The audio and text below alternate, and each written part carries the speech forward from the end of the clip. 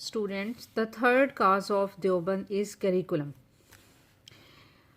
हाँ जी, जैसा कि आप बहुत डिटेल से पढ़ चुके हैं, मुस्लिम्स का करिकुलम दरस निज़ामी पर मुश्तमिल था। कुरान और हदीस को मरकज़ी हैसियत हासिल थी।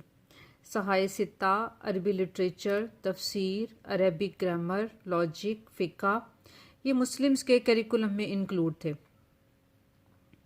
अब देवबंद मूवमेंट का एम भी यही था कि इन सब्जेक्ट्स को दोबारा राइज किया जाए। ये तो 3 काजेज़ थी देवबंद की। अब बीएड हम जायज़ा लेते हैं देवबंद की करैक्टरिस्टिक्स का। हाँ जी, फर्स्ट करैक्टरिस्टिक जो देवबंद की है, डिस्टिंक्ट आइडेंटिटी। इस वक्त मुल्क में मुसलमानों की एक कैटेगरी चाहती थी कि मुस्लिम्स के ट्रेडिशनल एजुकेशनल इंस्टीट्यूशन को दोबारा राइज किया जाए। चूँकि आप पिछले यूनिट में पढ़ ही चुके हैं कि जो मुस्लिम्स के इंस्टीट्यूशंस थे वो ख़त्म होकर रह गए थे। तो देवबंद मूवमेंट ने मुस्लिम्स के इन ख्यालात की रिप्रेजेंटेशन की और भरपूर कोशिश की कि दोबारा से वही निज़ाम तालीम राइज हो जाए।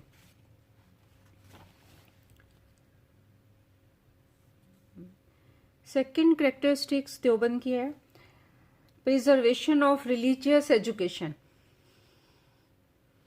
देवबंद मूवमेंट ने इस वक्त रिलीजियस नॉलेज की प्रिजर्वेशन पे बहुत काम किया और इस सिलसिले में बहुत सी पब्लिकेशंस भी सामने आती हैं। थर्ड करैक्टरिस्टिक जो आपको सामने नज़र आ रही है, education of the skills. Deoband movement ने प्रॉपर एक प्रोफेशनल एजुकेशनल सिस्टम राइज किया था और जितने भी सब्जेक्ट्स थे वो किसी ना किसी स्किलफुल थे, कोई ना कोई स्किल उनमें ज़रूर मौजूद था। और इसमें जो इनके मेन है मेडिसिन, बुक बाइंडिंग, कैलीग्राफी, ये हुनर उस वक्त स्टूडेंट्स को देवबंद के अंडर सिखाया जाता था।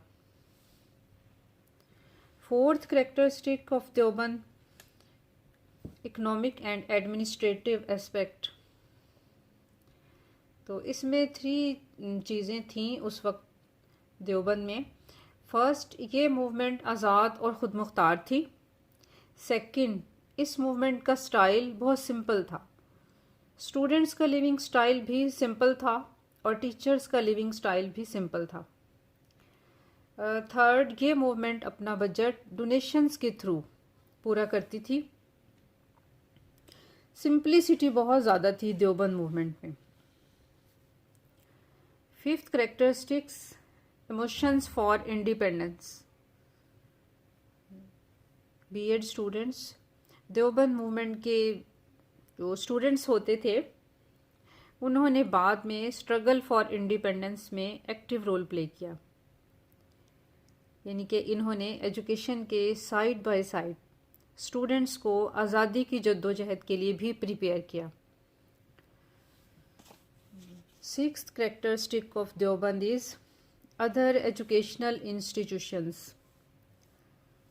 इस मूवमेंट के अंडर फॉलोइंग इंस्टीट्यूशंस सामने आए थे। First, Mazaharul Uloom Saharanpur. Second, Madrasa Faiz Aam. Third, Madrasa Ashrafia. In short, इस मूवमेंट ने रिलीजियस स्कूल सिस्टम को फ़रोग़ दिया। जी, sixth characteristic of movement is services of publishing. इस मूवमेंट के अंडर हिस्ट्री, अरबिक, तफसीर, फ़िक़्ह, लॉजिक पर बहुत ज़्यादा पब्लिकेशंस सामने आई।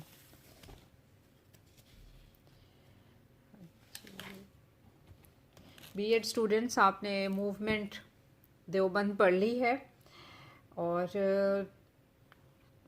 अब इस पे थोड़ा सा हम तबसरा कर लेते हैं।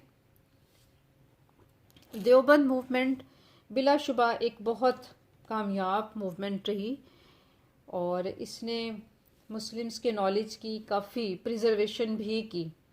लेकिन इसके साइड बाय साइड 3 पॉइंट्स के अंडर हम इस पर तबसरा करेंगे। फर्स्ट ये कि मॉडर्न एजुकेशन को शामिल नहीं कर सकी, करिकुलम को काफ़ी हैवी कर दिया, इस्लामिक प्रोडक्शन पे ज़्यादा ज़ोर था, नीड ऑफ द टाइम को कवर नहीं कर सकी। इसके अलावा एक और भी एनवायरनमेंट इसके थ्रू क्रिएट हुआ कि लॉजिक और फिलॉसफी की वजह से बहसो मुबाहिसे का माहौल क्रिएट हो गया। नंबर 4, पर्शियन को इसने राइज किया, जबकि इंग्लिश उस वक्त ऑफिशियल लैंग्वेज थी। इससे फिर मुल्क में बहुत सी कॉम्प्लिकेशंस पैदा हो गई।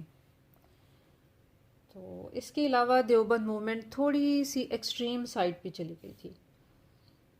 वो इस्लामिक प्रोटेक्शन करते करते मॉडर्न एजुकेशन, टेक्निकल एजुकेशन और नीड ऑफ द टाइम, जो उस वक्त एक अहम ज़रूरत थी, उसको सही तरीके से महसूस नहीं कर पाई।